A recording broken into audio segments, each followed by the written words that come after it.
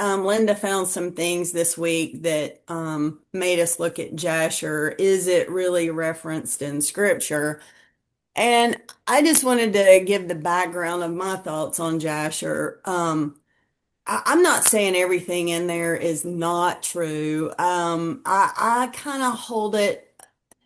Well, I read it. It's probably been over 10 years ago, and there's a lot of stuff in there that seemed like it was embellished or it just didn't sit right with my understanding of scripture. So I kind of put it in the category of a big old fat question mark.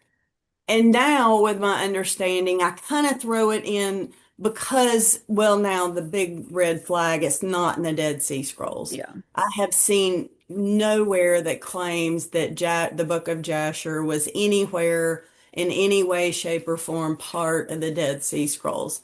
So that's really what made me stay away from it.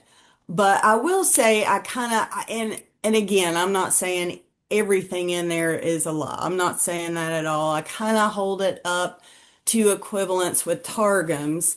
And if you're not familiar with what targums are, it's written in Aramaic, but it takes scripture, whether it be Torah or other Old Testament writings or Apocrypha, and it's Jewish, whether teachers, rabbis, whatever, Jewish oral traditions added in or embellishing scripture. And now that we understand who the Jews are, that the Jews are not Yahudim.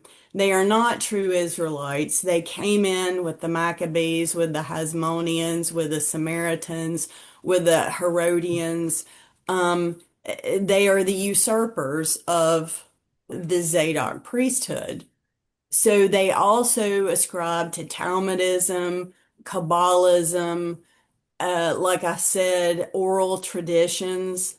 So once you mix that in, in my mind, you have perverted something to the point that it's not trustworthy.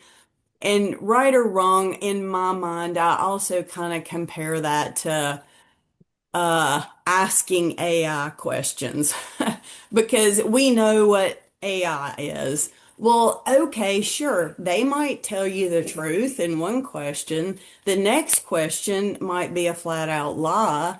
I mean, they're going to twist it, they're going to pervert for their own reasons, for their own purposes, just like I think the Jewish additions and perversions to the Targums and these other things. So, I just wanted to set up, that's my opinion. That's why I don't reference Jasher or necessarily hold any weight on what it said. But then when Linda shared what she found this week, I mean, I was like, wow, it's like y'all saying, be careful, tread lightly here. So, To piggyback on what you were talking about, Mitzi, I noticed the same thing in the Dead Sea Scrolls, especially when I was reading the Damascus document. There is a lot of really beautiful things in the Damascus document. But when you start getting into the rules of the Yahad, uh, I'm like, oh my word, that is not of Yah. And luckily, I was doing some studying. I do have a book that talks. yeah, Christina, please add that too. I think that's some very important what you found with the Damascus document Yeah. also. Yes. Um, so this book that I don't have right on me at the moment, but it's volumes 1 and 2 on the takeover by the Maccabees and the Hasmoneans. And what I found to be interesting while I was reading it, those same laws that were found in the Damascus document is in this book. And this book is older than the editions of the Dead Sea Scrolls. So this tells me that after the Dead Sea Scrolls were taken, or found, if you will. They, 1947, by the way. yes, yes. They were hidden from us for 40 years. So Yep. that gave them time to inject a bunch of lies into the Damascus document. And So, and I just want to add this in, and by and large, who was looking through these Damascus documents?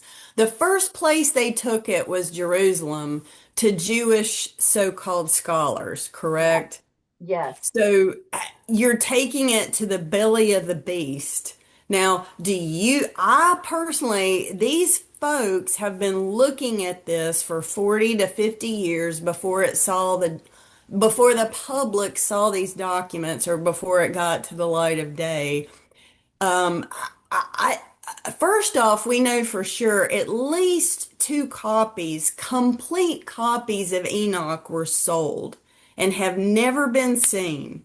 So they are purposely hiding information. I also know for a fact that documents, New Testament documents were found in I forget which cave. But anyway, that cave all of a sudden imploded. Yeah, right. Their Okay. their their purpose. Go ahead, Christina. I just want to build the picture that the folks that have been so-called studying this for 40 to Yep. 50 years are not the good guys, are not the sincere people that have no um something to gain from the truth coming out, if you know what I'm saying. Oh, absolutely. And I think what just blows my mind is that when you read the document, now this book is called Judaism and Hellenism by Martin Hengel. And um yeah, this is an old book. So anyway, I was reading in there one of the laws, and it says that it is forbidden to sell any wheat or anything to the Gentile. It's also um, it's also forbidden to sell your clean animals to a Gentile just in case they might sacrifice it to one of their gods. That is not in scripture anywhere. And it's kind of funny because now, as I'm reading Martin Hengel, Judaism and Hellenism, what do I find? It says, forbidden the importation of wheat from Alexandria, as in Egypt, the impure water of the Nile was brought to the cornfields by irrigation wheels. Um, they couldn't buy from a Gentile the wheat because the Nile was considered dirty. Okay, it was defiled because of their god Ra, whatever. But that's not in scripture anywhere. Also, we find a parallel regulation in CD 12.8 where the sale of all pure animals and birds of Gentiles is prohibited so that they do not sacrifice them. The sale of the produce of the threshing floor and wine press of all corn and wine to Gentiles is also utterly forbidden. This is in the Judaism and Hellenism book. This is not scriptural. Doesn't Um, that doesn't that go against scripture? Because scripture yes, tells us that we are to treat the foreigner. yes. Absolutely. Yes, that's anti-scripture. Absolutely it is. And this is within the first 53 pages of this book. So it goes to show me how much of the Greek thought um, was injected into the false priesthood, because a lot of the people then were being Hellenized, if you will, much like the people who've come from another country. Now they're immersed into another culture and they're having to assimilate, right? Well, this is exactly what happened to the Jews. So now, or actually I'm going to say Israel, whoever was left in there, they were forced to assimilate. So some assimilated, others didn't. But you can bet that the priests were not Zadok by any stretch of the imagination.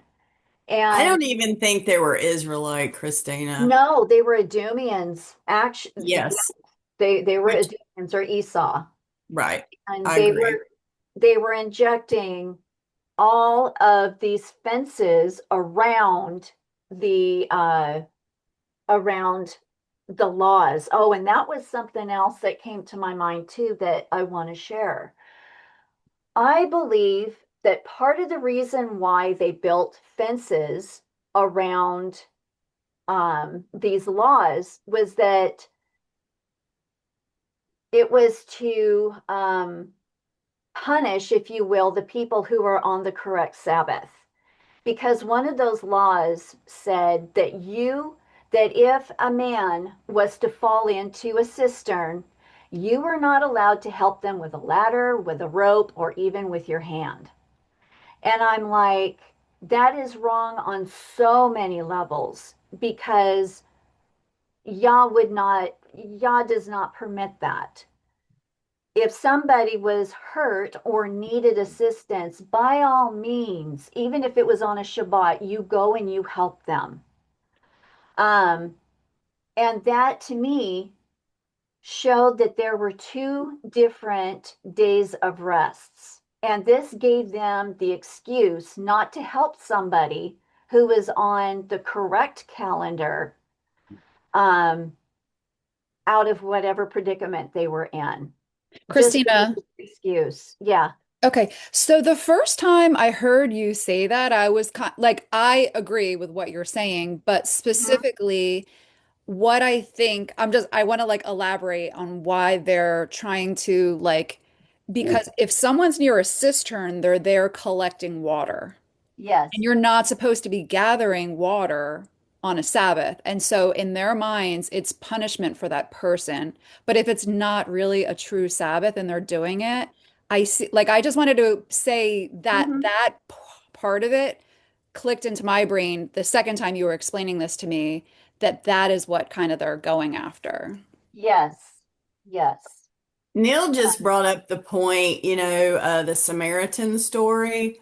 Did the priest go to the other side of the road because it was his Sabbath?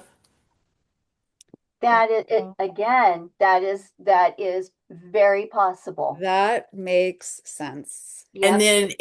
then they're doing exactly what Yahusha said. All too well, you keep the traditions of men Hmm. rather than obedience to Yah. Hmm. Because what does Yah say? If your animal or anybody else's animal is in a ditch and it's the Shabbat, you get him out. Yeah. How much more a man? Yeah.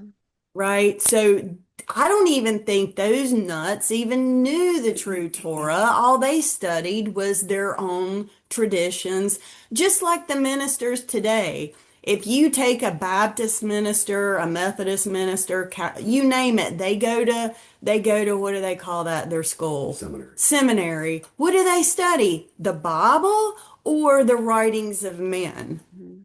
It's the writings of men. Do you think the Sadducees and Pharisees did anything different?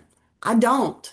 I think they studied their own rabbinical Talmudic writings and threw away Yah's truth in order to keep the traditions of men. And that's exactly what Yahusha accused them of. And then the true Yahudim left in the area. That's why Yahusha said they're sheep scattered. They're confused. They have no shepherd. They don't know what's right, what's wrong. They've gone to the temple like they've always gone, and these people are telling them to do this. They don't have copies of scripture. They're just going by what they're taught there. Is that not what's going on to this very day? People are listening to their ministers. They're not studying the scriptures. So in many ways, the folks today have more for y'all to contend with or to hold them have something to hold against them more so than the folks when Yahusha was there because the scrolls were in they were either in Beth Bara with John the Baptist or they were in the temple and they were looking at it, well, who do we believe? Who do we believe? And look, even Mary, his mother, and brothers were not even keeping the same days as Yahusha. It's just, it's like y'all's opening up this for us to really understand what was going on then.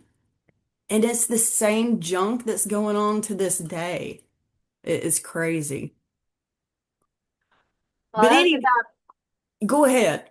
oh, I was just going to say that was about all that I had to share, but it goes along the lines of the Book of Jasher. So I'm going to let Linda talk about that. One more thing before we get there. I'm sorry. I know, I want to keep going too. Well, no, go ahead. But so, whatever copy of the Dead Sea Scrolls you get, the first document you get to is what Christina was talking about, the Damascus document. So if people go with the right heart to try to prove to themselves, okay, are the Dead Sea Scrolls for real? Is this something I need to hear out to listen to? If you Google it, then the world tells you the Essenes were in the Dead Sea Scroll, the Qumran, Bethbara area. That's what it tells you. You start reading, and you read all these things, like Christina pointed out, that seemingly contradict scripture. But in reality, we believe it was added by these so-called Jewish scholars in the 4 to 5 decades that they had these documents and messed with them prior to it coming on to the scene for where your average person can start looking at it. So it's so sad, but y'all's given us the eyes to see, the ears to hear, to understand that yes, this was the true Zadokite line that had gone to Bethbara and faithfully kept his true scriptures and copying it. But these folks have gone in, hidden things, added things, just like Yah commanded that if you add to or take away, woe to you. So I just think it's terrible. That's the first book people go to. And I have heard folks online say they've thrown out the Dead Sea Scrolls because of the Damascus Yeah. document. Well, for one, that's what I was going to say about this subject. When we first started studying the Dead Sea Scrolls together, I remember coming to you and reading it with you like this is so beautiful. It was so obviously about the bride, like the way it started, until we got to a point. And that's what I'm saying. I was like, I want to throw this entire book away because it at a certain point started going off the rails. But what I'm now thinking is I have to go back and reread it. But we know we're all in agreement here that it does go off and start teaching against scripture. And so that's what I'm sitting here thinking, like, my people suffer for abundance of traditions of men because if you are not built on the foundational biblical teachings, you will fall for this other stuff. But when you do recognize what goes against scripture, it's very easy to eliminate something. But I do think we need to be careful about eliminating the whole thing because I do think when whoever took these writings and kept them from us for so long, they were possibly adding stuff onto the ends of teachings like the Damascus document to give us a bunch of stuff they wanted us to eat along with the truth that was at the beginning. So that's kind of what I wanted to share. Like I now, and here's where I need to confess. I was a student of the God culture when I first came into Torah, and that was the original reason why I wanted to reject Jasher because he's taught so strongly against it. And I I I'm about to present some stuff that I believe is true. But I just read the first 6 chapters of Jasher this morning. I know I started reading it years ago and put it down at some point. I don't know if I've gotten to the point yet where I put it down, but I know for sure it goes and teaches against scripture, and that's what I'm about to share right now. But before I do, I want to ask if anybody else wants to add anything. And did you go over how to raise your hand and everything in here, Mitzi? No, I didn't. Does everybody know how to raise your hand or ask a question in the comments so we don't lose anybody's thought or comment if they want to add. Like the chat button at the bottom of the screen, you can click on that at any time and start chatting, and we'll see it pop up, and we can, but there's also there's like a heart emoji, like a heart. You can click on that, and then there's a bunch of different, you can do different reactions, but there is at the very bottom of the react button, it says raise hand, and you can raise your hand, and then we can just make sure we make space for everybody to say what they need to say. Heart. Yeah. It's into the chat. I'll react. Okay. So if nobody has anything to add, we'll go on. So do you remember how this started? Why did we, I don't even remember why, unless anybody else remembers why we started talking about this Jasher thing. Yeah, sure. But Yeah, you don't remember, Christina? no, I don't. Wait a minute. Um, oh, was it about the bow? But also about where it is mentioned in Joshua and also in, I believe, Second Samuel, where it says, "Is it not written in the book of Jasher?" Yes. So yeah, so if anybody has or if they don't have, I highly recommend I use the Blue Letter Bible. Um, you can type in any word into the search for the Blue Letter Bible, and I know there's eSword and other ones, but when I typed in the word Jasher, Christina was correct that if we go now to Joshua 10:13, it says that okay, and I'm going to read from 10:12 in Joshua. Then spake Joshua to Yahuwah in the day when Yahuwah delivered up the Amorites before the children of Israel, and he said in the sight of Israel, Sun, stand thou still upon Gibeon, and thou moon in the valley of Ajalon. And the sun stood still, and the moon stayed until the people had avenged themselves upon their enemies. Is it not written in the book of Jasher? So the sun stood still in the midst of heaven and hastened not to go down about a whole day. Okay, so there probably is a way for me to access the LXX Septuagint in the Blue Letter Bible, but I don't know how to do it. And so I often will ask Mitzi or Christina to be like, hey, look this up. Specifically, the phrase, is not this written in the book of Jasher? I had a feeling was not going to be in the LXS, and Mitzi and Christina both confirmed that it is not.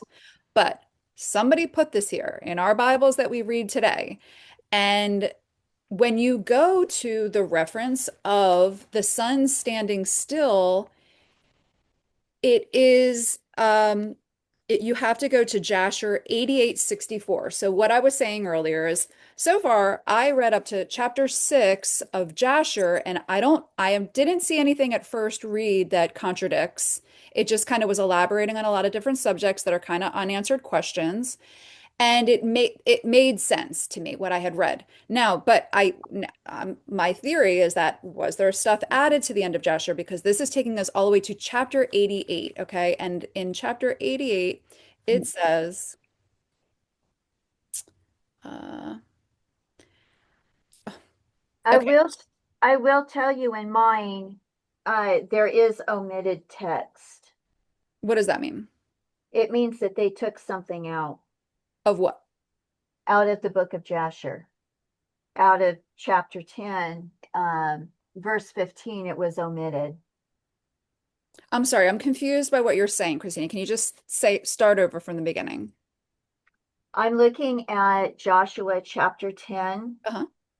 verse 15. 15. And Joshua returned, and all Israel with him unto the camp of Gilgal.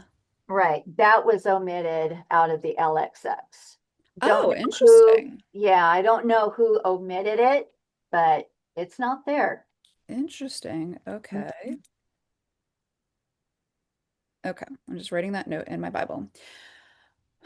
Okay. So if we go to, if anybody has the Book of Jasher, um, I'm gonna start in, Can you repeat that, Christina? What chapter was that omitted out of? That was in Joshua chapter 10, verse 15 is omitted out of the LXX.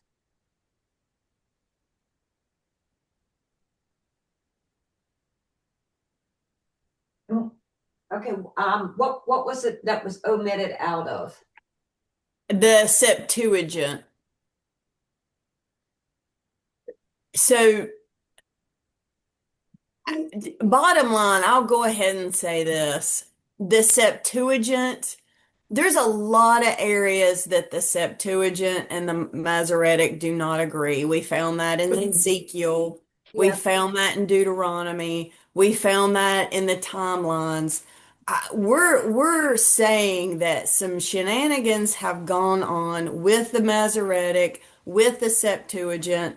Unfortunately, we do not have any scripture that has not been messed with. Hmm. But I will say this, Yah always leaves us a trail to be able to understand most likely what is the truth, right? Sometimes it's the Masoretic, sometimes it's the Septuagint, but I think he does show us, hey, look here, and then he gives us, I'll call it breadcrumbs to the conclusion, which is his truth. Yes. So So we're not holding up the Masoretic over the Septuagint. We're just calling out where they differ. Kind of like we did with Deuteronomy 32 verse 8. The Septuagint was correct. They messed with the Masoretic. Remember when it said when he divided the nations according to the children of God or the sons of God, not according to the children of Israel. So there's usually one way that goes along with the rest of the scriptures when you put them together. So that's what we're pointing out here. We're not saying, hey, the Septuagint is more correct than the Masoretic, not at all. So, We're just Christina, oh, yeah. sorry, Mitzi. Yeah, go ahead. In the LXX is verse 43 omitted. But no, it's in there twice. Okay, so there are two witnesses in Joshua, and so that's good. All right. So, like Mitzi was just saying, yeah, even the Dead Sea Scrolls, like we're saying, we believe at least a big portion of the Damascus document has been messed with, and also the 150 days, we believe it's 150 days that should be in Ezekiel, but it says 390 days in our canon. It also says that in the Dead Sea Scrolls. But even though there's two witnesses, Right. kind of we have ruled them as two false witnesses because of all the context that The surrounds. other scriptures that support the 150. Right. Yep. So, And all we're saying is if you keep digging, Yah will lead you to his truth. He'll show you, yeah. you know. And so, okay, so here we are, the entire chapter. Listen, I am not very, I haven't read Jasher, I'm telling you straight up right now, but the entire chapter of 88 is about Joshua. So, right here, where in Joshua 10, when it says, "Is this not written in the book of Jasher?" Like, Joshua would not have referred to a writing about himself because it had not been written yet. So it just does not make any sense that this is something that Joshua would have referred to, like that's all I'm saying. It is written about here. And also, that's all I'm saying is that it doesn't seem like that belongs. And Right. I do not think it does. Right. And someone just inserted it. So I will read to you the reference specifically about this, and it's Jasher 8864, and that reads,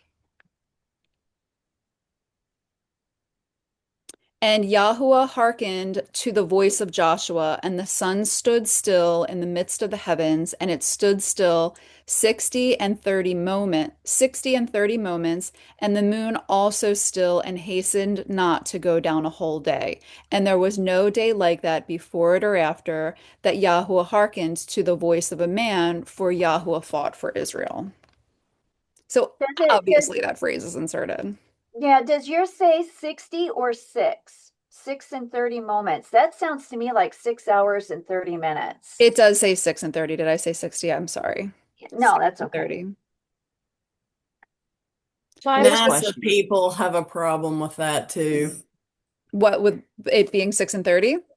No, with the sun and the moon being stopped. I'm just being funny. Oh, right, right, right. Yeah, I've had experience with reading that scripture to somebody and then got accused of being a flat earther. Yeah, we I have no think issue with that. I have a question for you. Well, not a question. I'm researching. So looking in the Blue Letter Bible, the word for Jasher doesn't even. Whenever you click on the links to follow it, the trail, right? It really it's Yashar, Yashar, which is means straight, literally or figuratively. Convenient, equity. They stick Jasher in there, Right, but there's no J. right. And then it's upright, Yeah. Yeah, righteous. So is it possible that in the verse it really meant the book of the upright or the righteous? But where is that? What's that? Is this not okay? If you, I hear what you're saying, and I agree with you. But the phrase is inserted according to the LXX. Is this not written in the book of, I would say the word righteousness, maybe, or correctness or straightness? But where is that book? If it's not a book of Jasher, like, Unless they're talking of Torah, but and it's not, and they stuck Jasher in there. Jasher's not a thing. but yeah, I but hold guess it. Are we already in Samuel? The reference no. to Samuel? We're talking no, about Okay. Joshua. this is Joshua. Joshua. And Okay. I don't think Joshua is a part of the Torah.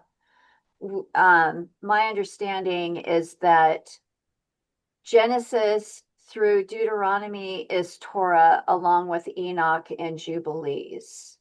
And then Correct. everything out is the writings of the Right, but it's missing. Actually, my personal opinion, and we'll get to it in Samuel, I think it's speaking of Jubilees. Of of this in Joshua? Well, I think it's missing in Joshua. I think there's no reference to Jasher at all. I agree. That's where I'm That's at, what I Kimberly. I mean. don't want to, because I'm just saying it's right in the middle of talking about specifically the sun standing still, and it doesn't happen anywhere else. And it even says so right here. It says in the next verse 14, and there was no day like that before it or after it that Yahuwah hearkened to the voice of a man. I'm sorry. He definitely has hearkened to, but I'm saying there's no day like that before or after it where the sun stood still for an That example of long. it moving backwards. Right. But never again has it stood still. I'm just saying, in my opinion, there's no reference at all to Jasher or the book of uprightness in Joshua. I agree with that. That's my point was just that Jasher's not in it. Yes. Yeah, but They were hold stuck in that it. thought. Hold that thought, Yeah. Kimberly. Yes. Because our next reference is First Samuel. Sorry. If anybody knows it, please feel is free to. is it 22? I might have it wrong, but Let me find out for sure. I believe it's 18. Yeah, 118. 118. First Samuel 118. Yes. Actually, it's Second Samuel 118. there we go. Okay, here we go. Okay. Okay, so I think we kind of have to go read at least from 2 Samuel 1:6. So does someone else want to read this? Yeah, I'll read 2 Samuel 1:18. How far do you want me to go? Okay, Is so read up until 16 and then we'll take a breath and we'll talk about it. okay, 1 through 16? Yeah. No, 6 through 16. Oh, gotcha. All right, doing that. And the young man who informed him said, by chance I was on Mount Gilboa and saw Shaul leaning on his spear, and see the chariots and horsemen followed hard after him. And when he looked behind him, he saw me and called to me, and I answered, here I am. And he said to me, who are you? So I answered him, I am an Amalekite. And he said to me, please stand over me and put me to death, for agony has seized me, but my life is still in me. So I stood beside him and put him to death, for I knew he would not live after he had fallen. And I took the diadem that was on his head and the bracelet that was on his arm, and having brought them here to my master. And David took hold of his garments and tore them, and also all the men who were with him. And they mourned and wept and fasted until the evening for Shaul and for Jonathan his son, and for the people of Yahuwah and for the house of Israel, because they had fallen by the sword. Then David asked the young man who informed him, where are you from? And he answered, I am the son of a sojourner, an Amalekite. And David said to him, how was it you were afraid to stretch out your hand to destroy the anointed of Yahuwah? And David called one of the young men and said, draw near and fall on him. And he struck him so that he died. And David said to him, your blood is on your own head, for your own mouth has witnessed against you, saying, I myself have put to death the anointed of Yahuwah. Okay, so does anybody know what an Amalekite is? I should know this, but I don't. Yeah, that was supposedly, yeah, that's the one that Saul didn't kill everybody like he was supposed to, and Samuel had to kill the Agag, the king, right? Right. But I do think they had Nephilim blood in them. Yeah. Okay. So I'm just because I'm reading when I read that, I'm like reading it again. And David said to him, because basically he said, who are you and where are you from? And he answered that he's an Amalekite. And David said to him, as if he should know, why aren't you afraid to stretch forth your hand against Yahweh's anointed, as if he should know better? Doesn't it seem like that's what he's saying to him? Yes. Yeah. Okay. Yeah. Okay. So so he tells one of his young men to smote him, and he died. But he talks to him first before he dies that his blood is on his own heads because he had done this deed. Okay. So basically, that's the end of the story. And then David goes on next, and verse 17, David's lamenting over Saul and over Jonathan, his son, and Uh-huh. he bade them teach the children of Judah the use of the bow. And behold, it is written in the book of Jasher, but here I believe it's written in what Kimberly was saying earlier in the Torah, and I believe Jubilees is included in Torah, and that's the reference we're supposed to be going to. Because I want to kind of also insert what I think this is saying in here. In verse 18, he bade them teach the children of Judah. I think it should be proper use of the bow. It's like rules of war is what I believe he's supposed to be teaching them, and you can teach them this in Jubilees. Um, But Tracy, hold it. If you go to the LXX, the Septuagint, it says the Book of Uprightness. yeah, It does not say Jasher. yeah, So as to what you were saying, Kimberly, it mhm, literally says that in the Septuagint. So yeah. go ahead. Yeah, and I agree with what Kimberly said too, that it could be pointing to Torah, and Jubilees is within that Torah, in my opinion.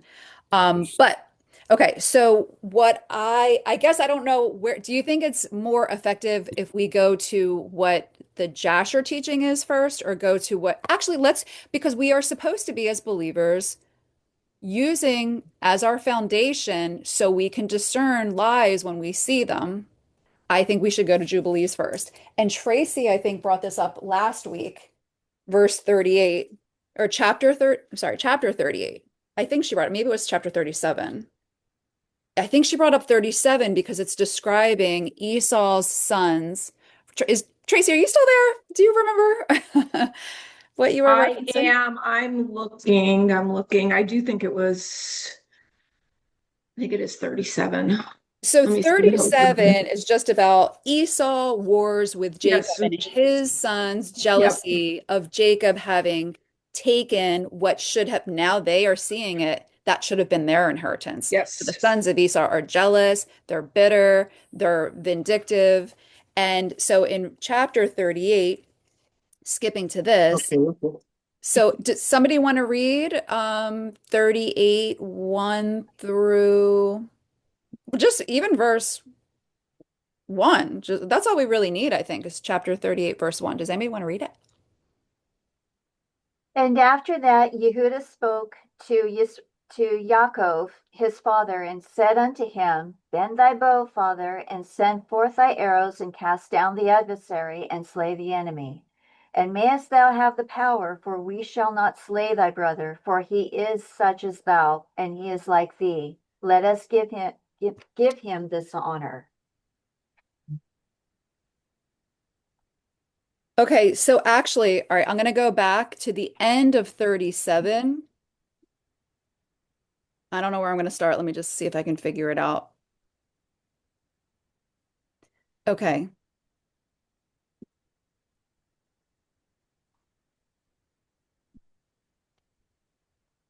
Okay, so if anybody wants to go, we can go back further, but I just want to kind of just make the point here. I'm going to start in 37. I feel like I want to go back to the beginning of 37 just because I'm like, oh, everything is like it's building up to this, but I don't know if I should or not. I don't. No, I would say go for it, Linda. It builds the context, Yeah, right? right. Okay. So where do you think we should start? Like, I mean, should we start at the beginning of 37 or sh can we push forward a little bit and still get the idea?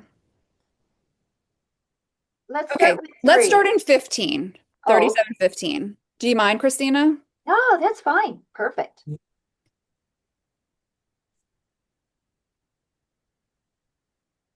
Do you mind reading it? Oh, sorry. Okay, you want me to read it to the end? Yes. Okay. And the men of Hebron sent to him, saying, Behold, thy brother has come against thee to fight thee with 4,000 girt with the sword, and they carry shields and weapons, for they loved Yaakov more than Esau. So they told him, for Yaakov was more liberal and merciful man than Esau.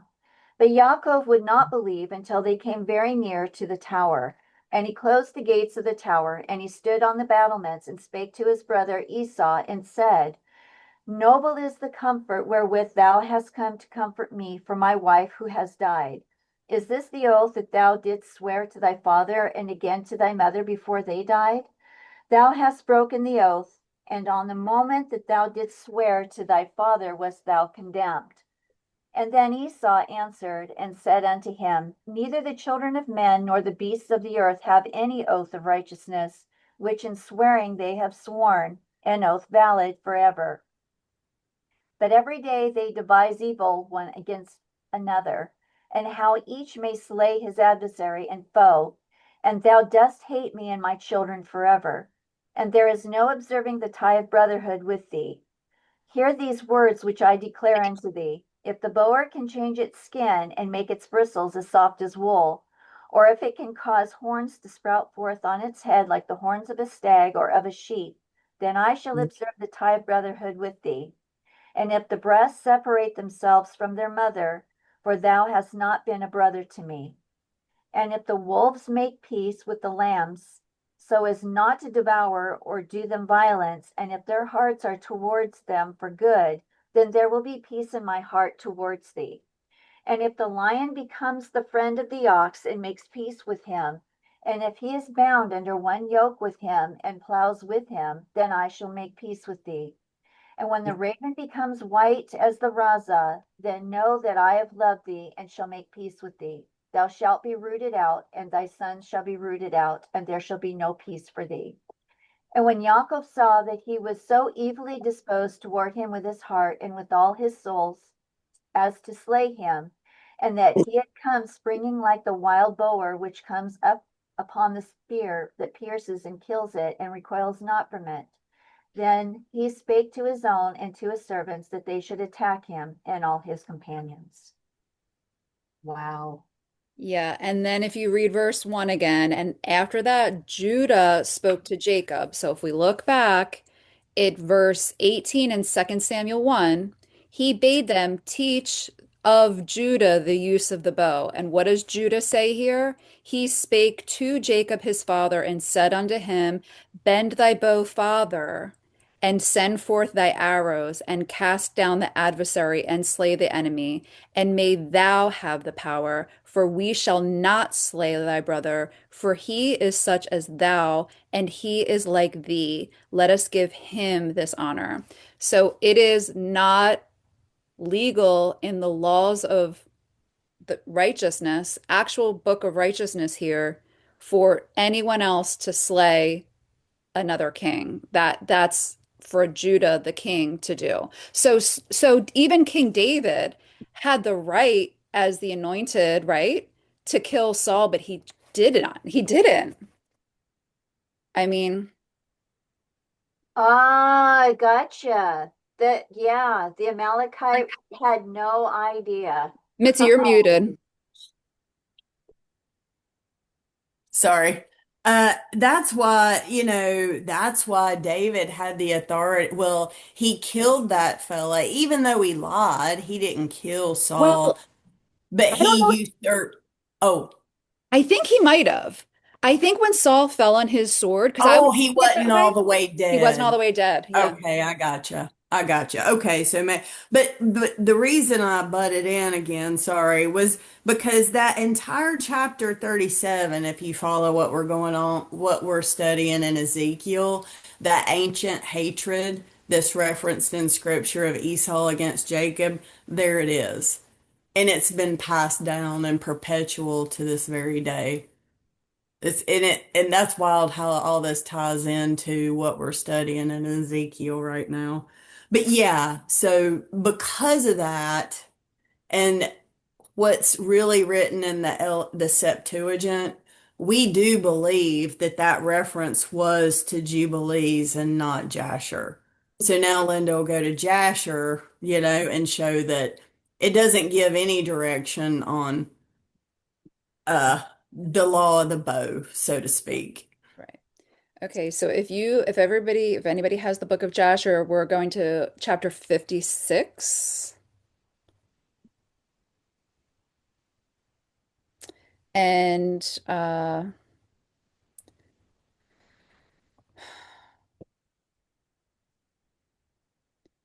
okay, Yeah, it's in verse 8 and 9. thank you. Okay, so verse 8.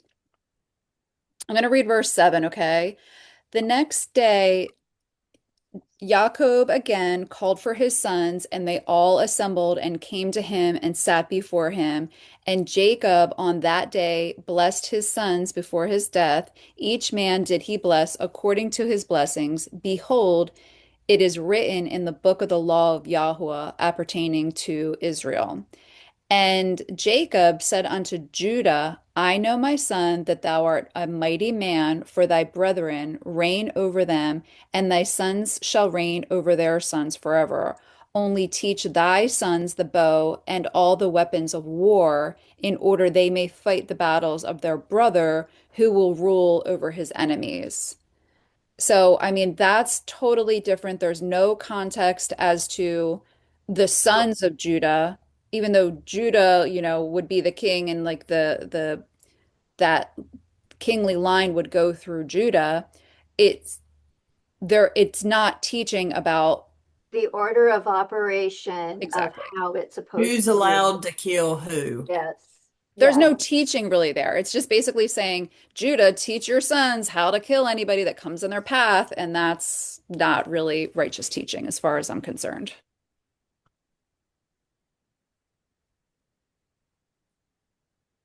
Anybody have any thoughts? I think that's great. I mean, to me, in my mind, that removes all reference directly to Jasher in scriptures.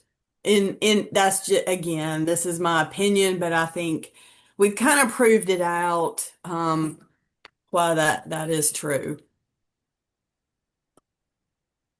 I think it speaks heavy volumes that it's not in the Dead Sea Scrolls. Mhm. Because if it was there, you better believe the Jews would be flashing it because they're not trying to change the scripture to point people to it for no reason. Or maybe it was there, but only I'm just saying, like, I am not saying I believe this. I'm just Only suggesting. the true version was there. Exactly. And they didn't Yeah, want you to see the true version that's missing all these extra portions that they added to it. I'm just thinking what's the motivation? Okay, yeah, okay. I can actually see it. Maybe yeah, there's motivation to hiding the entire book. yeah. Or just like, yeah, Esther, Yeah, it just it's wasn't just there. not there. Right. It's just not there. Right. So either way, our point is be careful. Don't understand what you're reading when you're reading it. But it kind of gives the Jews authority to kill however they want. Oh, yeah, and this is a great point. Neil just said it kind of gives the Jews the authority to kill any way they want, Right. which Which is so does Esther. Esther. Right. Yeah, But yeah, guillotine. yeah. So it's interesting. You can see the trail there, you know.